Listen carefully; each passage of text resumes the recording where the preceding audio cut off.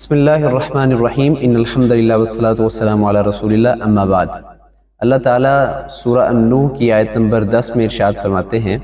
استغفروا ربکم انہ کان غفارا، کہ سیدنا نوح علیہ السلام نے اپنی قوم سے کہا کہ آپ استغفار کریں کیونکہ اللہ رب العزت بہت زیادہ معاف کرنے والے۔ یرسل السماء علیکم مدرارا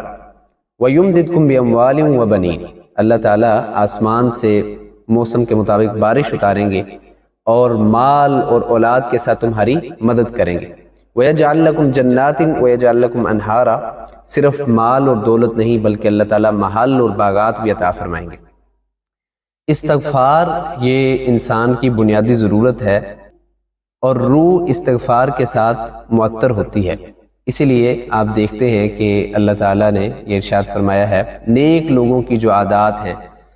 دأب الصالحین میں ہے کہ جب وہ صبح اٹھتے ہیں تہجد کے وقت وہ اللہ تعالیٰ سے استغفار کرتے ہیں۔ وبالاسحار هم یستغفرون، کہ رات کو اٹھ کر وہ رحمان سے اللہ رب العزت سے استغفار کرتے ہیں۔ تو یہ دأب الصالحین ہے، نیک لوگوں کی عادت ہے۔ نبی کریم صلی اللہ علیہ وسلم نے ایک ہمیں سید الاستغفار بھی بتایا ہے، یہ صحیح بخاری میں ہے، سیدنا شداد بن اوس رضی اللہ تعالیٰ عنہ اس کو بیان کرتے ہیں۔ سید الاستغفار کا مطلب کیا ہے کہ ایسے کلمات جو استغفار کے بھی سردار ہیں، استغفار کے سردار سید الاستغفار، یعنی آپ ایک طرف جتنے بھی استغفار کے الفاظ ہیں وہ استعمال کریں اور دوسری طرف آپ یہ دعا پڑھیں، یہ دعا ان سب کی سردار ہے۔ وہ دعا کیا ہے؟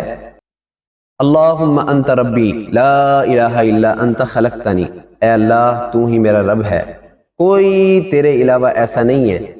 جو میرا پروردگار ہو، خلقتنی تو نے ہی مجھے پیدا کیا ہے، وَأَنَا عَبْدُكَ وَأَنَا عَلَىٰ عَهْدِكَ،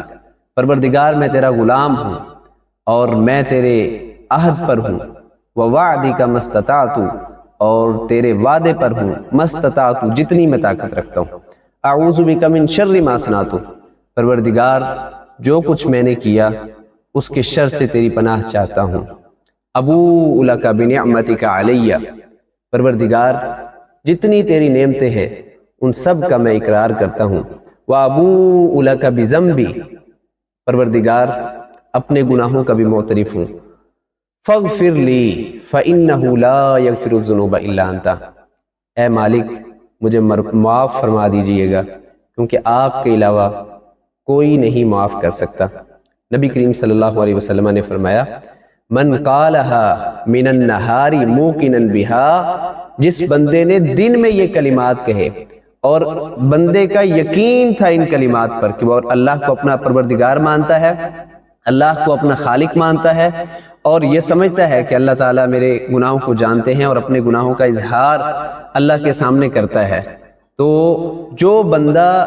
اس کو یقین کے ساتھ پڑھے گا، نبی کریم صلی اللہ علیہ وسلم نے فرمایا اگر وہ اسی دن فوت ہو گیا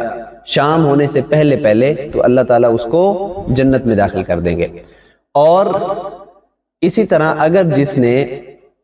شام کو یہ الفاظ کہے صبح ہونے سے پہلے فوت ہو گیا، اللہ تعالیٰ اسے جنت والوں کی فہرست میں شامل کر دیں گے۔ اللہ تعالیٰ سے دعا ہے کہ اللہ تعالیٰ ہمیں اس